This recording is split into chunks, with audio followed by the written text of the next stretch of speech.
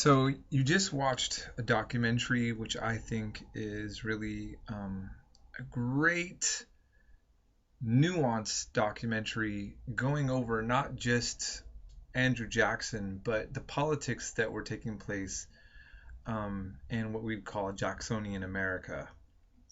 And I think, if we look uh, um, back at Thomas Jefferson, I think it's kind of interesting because for me, Andrew Jackson and Jefferson and Thomas Jefferson are two of the most unique presidents that we had, and they were controversial and still are controversial, but for very different reasons. Thomas Jefferson was an extremely intellectual man, as we know, that had a lot of great ideas, or at least interesting, involved in scientific inquiry and archaeological discoveries, and knew many different languages. Um, and yet, of course, we knew that he had his contradictions of his ethics and value systems. And then you have Andrew Jackson, who, I mean, who knows how much he ever read, but we all know that he fought, that he was a kind of quintessential frontiersman, or a representation of uh, of a frontiersman at his best. His best meaning, a poor tough kid who fought hard, literally fought everything from work, investments, people, um, and then rose to the top, pulling himself up by his bootstraps, as they say, and becoming U.S. president. And I think that his legacy is always going to be mixed in that he does represent so many things that was great about the early America, and also which is controversial. I mean, think about this fact of how many he killed in duels. Legally, he was a murderer by law, but there's also something to be said about the fact at the time that honor killings, if you want to put them that way, which would be these duels between gentlemen, were accepted and tolerated by society. Jackson kind of represents, I think, well, that push towards the West, that frontiersman that is going to use their hard work and also their guns and their might to conquer that which you want to. I mean, keep in mind, him removing the Native Americans was against the law. The Supreme Court said, okay, you can't do this. And then he said, this might be even a direct quote, the Supreme Court made its decision. Now, let it reinforce. Now, who's going to reinforce it, or go ahead and enforce it? Something to the effect of basically, okay, you pass this law. I don't care. I'm going to do what I'm going to do. So stop me. So he was a lawbreaker when it came to murders, and he was a major lawbreaker. Imagine a president now totally defying the Supreme Court. But I think that also made him popular with a lot of people. It made him viewed as a tyrant and a self-appointed king on many levels. And for the common white man, I think that he was seen as a guy who was, we see how Donald Trump is impressing people with this kind of bravado. I mean, Donald Trump is nothing like Andrew Jackson, but they have that similar kind of thing, right, that draws people in.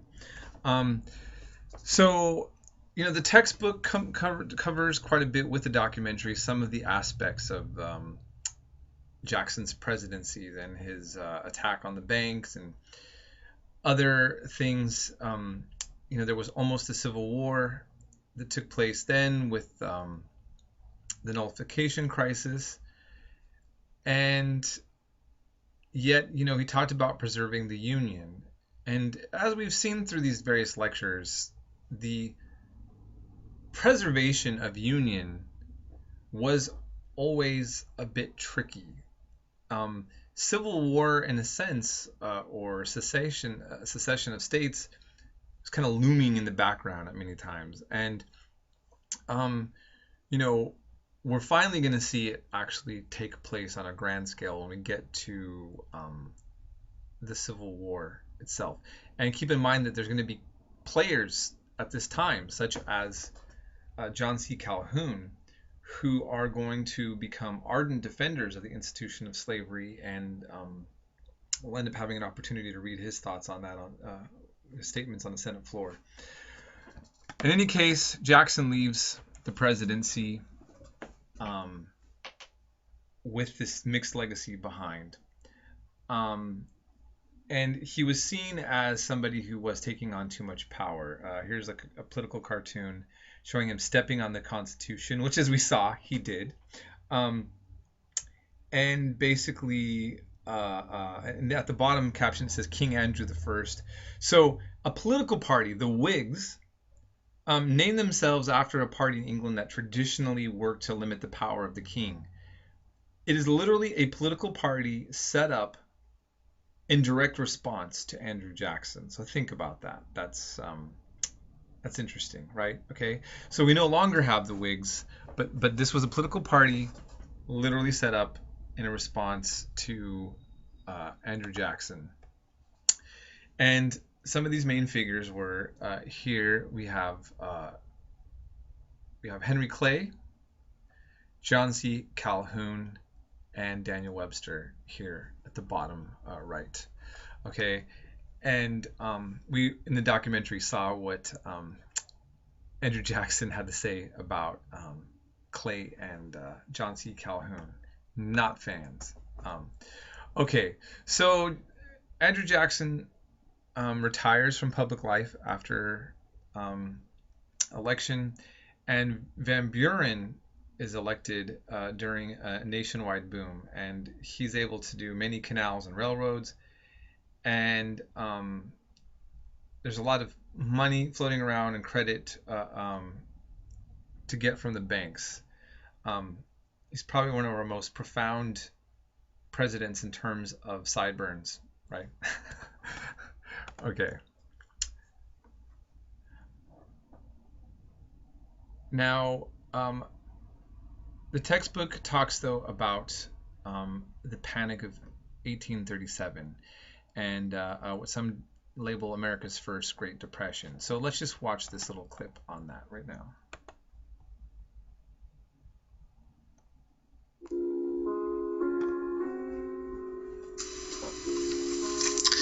In 1836, the American economy was undergoing a boom. It was growing massive amounts of cotton, which it was exporting to British factories, and it was undergoing an expansion that was heavily dependent on investment from the United Kingdom. In 1837, though, the boom collapsed. Overseas trade began to dry up. The inflow of investment from the UK began to diminish, and by early 1840, the country was sliding into a deep depression. By 1842, the country was in an economic crisis, but it was also in a political and social crisis as well. Many American states had borrowed heavily from Europe to pay for new canals and railroads and highways. And when the economy went bad, states were unable to repay their loans. Federal revenues collapsed because of the Depression, and there were fights between the major regions of the country, the North, the South, and the West, on questions of spending and taxation that became increasingly vitriolic. In this book, I tell a story about how the crisis develops and also how the country pulls itself together. Americans had to find a new balance between liberty and order. State governments, built on the idea of popular sovereignty, ended up adopting new constitutional restrictions on taxing and spending. City governments created new police forces to deal with the problem of disorder in the streets.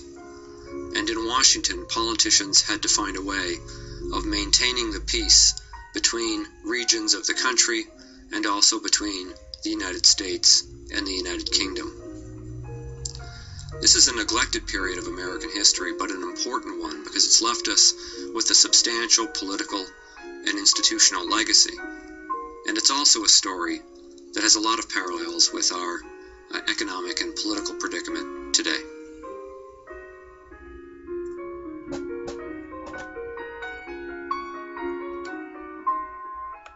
Okay, so I thought you would just kind of find that clip interesting in regards to talking about this. So I will end this lecture right here, and then we'll move on to the next one.